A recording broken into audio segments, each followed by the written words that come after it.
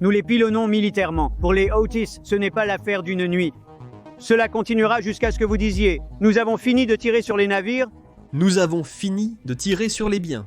Les Houthis viennent juste d'abattre un navire en mer Rouge. C'est la première attaque qu'ils ont menée depuis qu'ils ont accepté un cessez-le-feu avec les États-Unis en mai de cette année. Ce cessez-le-feu est intervenu après que les États-Unis ont mené plus de 1000 frappes aériennes lors de leur opération Cavalier Rugueux. Le but de l'opération était de garantir la liberté de navigation. Mais maintenant, il semble que nous soyons revenus au point de départ. Les Houthis ciblent de nouveau les navires en mer Rouge et l'économie mondiale est de nouveau en désarroi. Israël a déjà riposté à cette attaque et les Houthis ont également riposté à la riposte d'Israël. Alors, entrons dans le vif du sujet, en commençant par l'attaque initiale. Comme vous pouvez le voir sur la vidéo, voici l'itinéraire du navire à travers la mer Rouge. Le navire part initialement de Chine le 1er juin. Il a atteint la mer Rouge le 5 juin, moment où les rapports sur l'attaque du navire ont été signalés.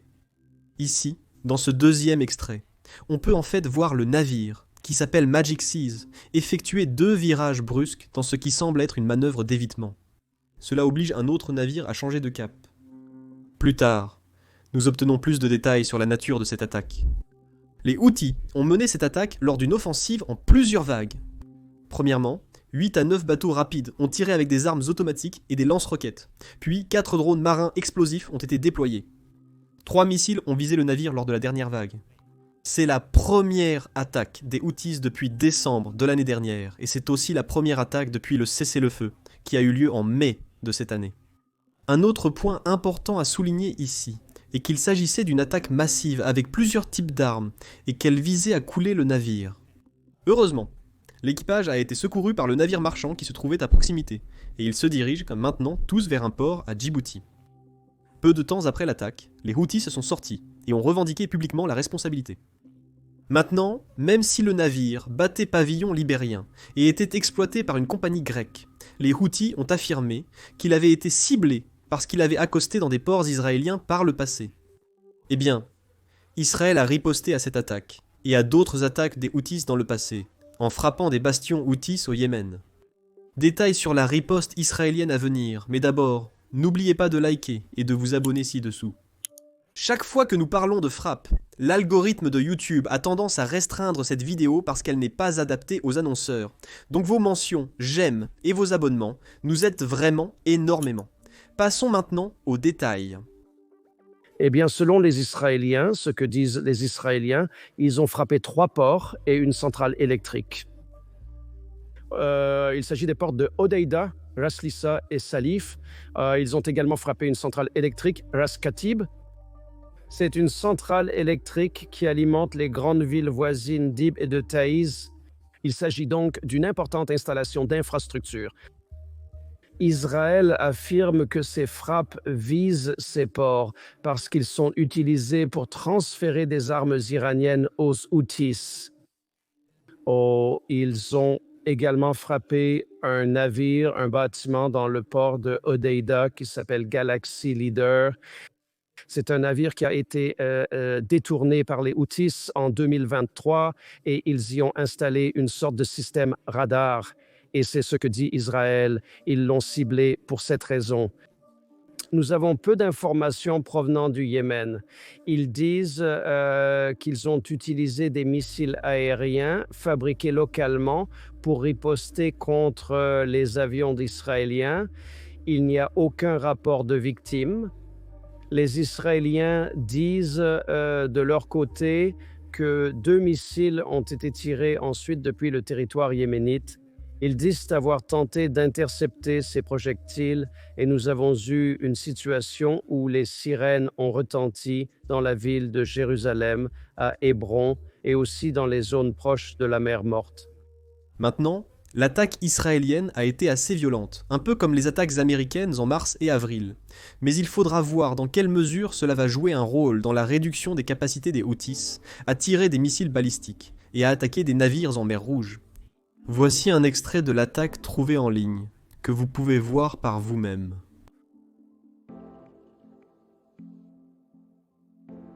Malheureusement, Je n'ai aucun extrait du navire qui a été attaqué par les Houthis.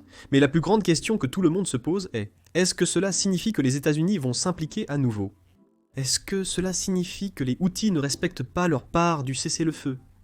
Pour cela, revenons en arrière et examinons les détails du cessez-le-feu. Voici ce que Trump a déclaré publiquement lors de l'annonce du cessez-le-feu. J'ai eu de très bonnes nouvelles la nuit dernière. Les Houthis ont annoncé qu'ils ne veulent plus se battre, ou du moins, ils nous l'ont annoncé. Ils ne veulent tout simplement plus se battre, et nous respecterons cela. Et nous arrêterons les bombardements. Et ils ont capitulé. Mais plus important encore, nous prendrons leur parole. Ils promettent de ne plus faire sauter de bateaux.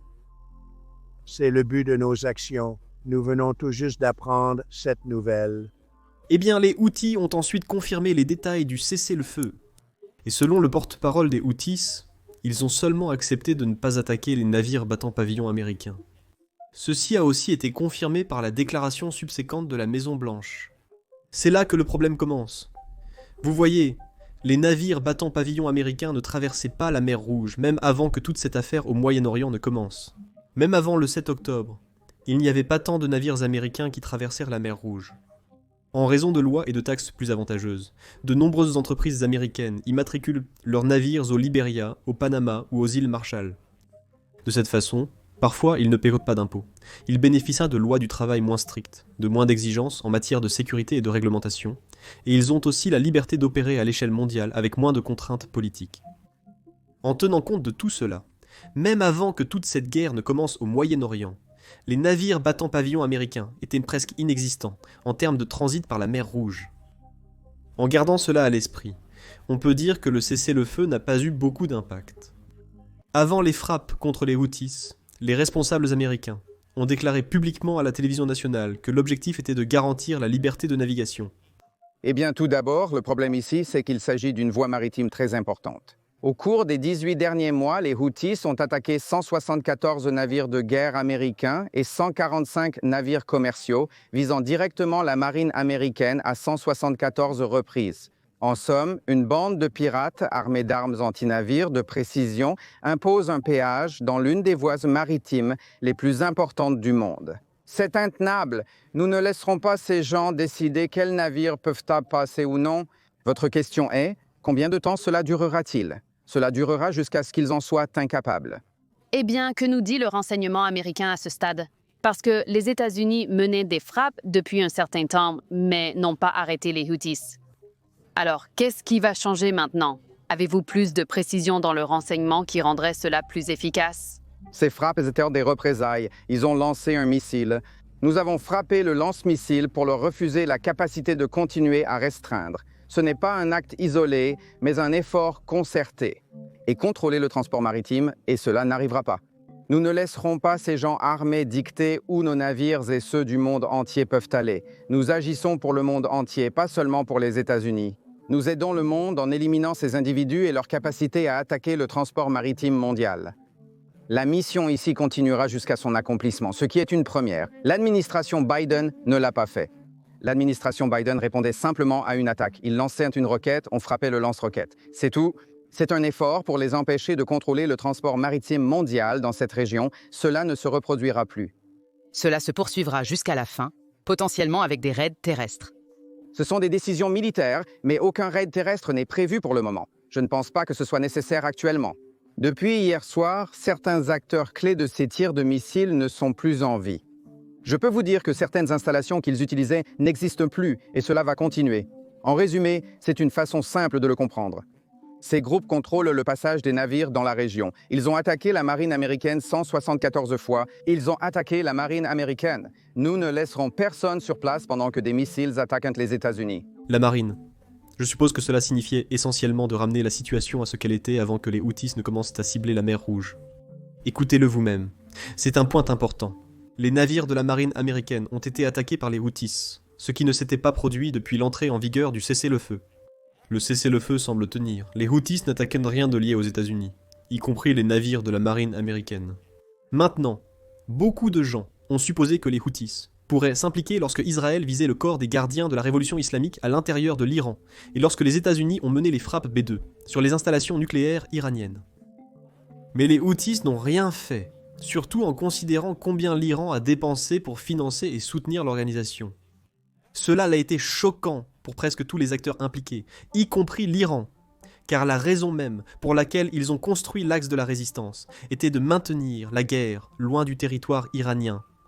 Et lorsque la guerre est arrivée en Iran, personne n'était prêt à aider l'ayatollah ou le corps des gardiens de la révolution islamique.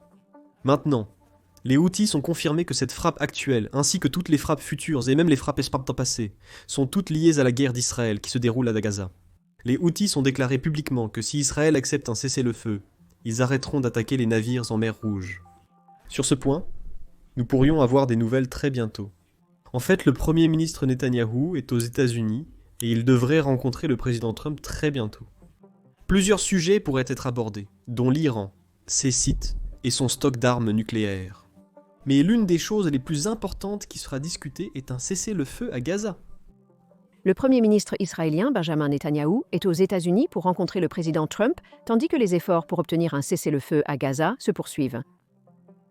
L'arrivée de M. Netanyahou intervient après que le dernier cycle de négociations indirectes entre le Hamas et Israël au Qatar s'est terminé sans aucune avancée.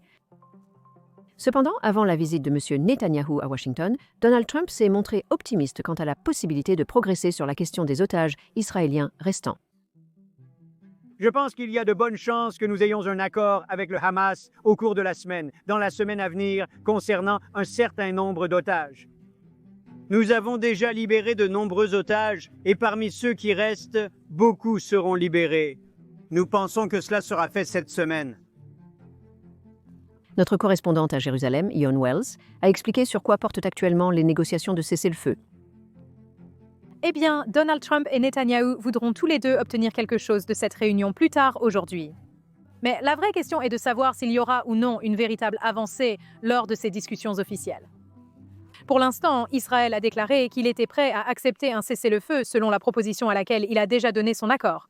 Cela suggère que les parties ne sont pas encore prêtes à faire des concessions significatives. Cependant, le Hamas a demandé quelques changements clés. En particulier, le Hamas souhaite que la reprise de l'aide de l'Organisation des Nations Unies soit autorisée à entrer à Gaza. Ils veulent un retrait des troupes israéliennes et, point crucial, ils veulent un engagement des États-Unis pour que cette guerre prenne fin, que les hostilités cessent après toute période de cessez-le-feu. C'est une proposition qu'Israël a déjà rejetée par le passé. La vraie question avant cette rencontre entre Donald Trump et Netanyahou est de savoir si Donald Trump exercera une pression sur Netanyahou pour qu'il fasse une sorte de concession sur ce point de blocage particulier.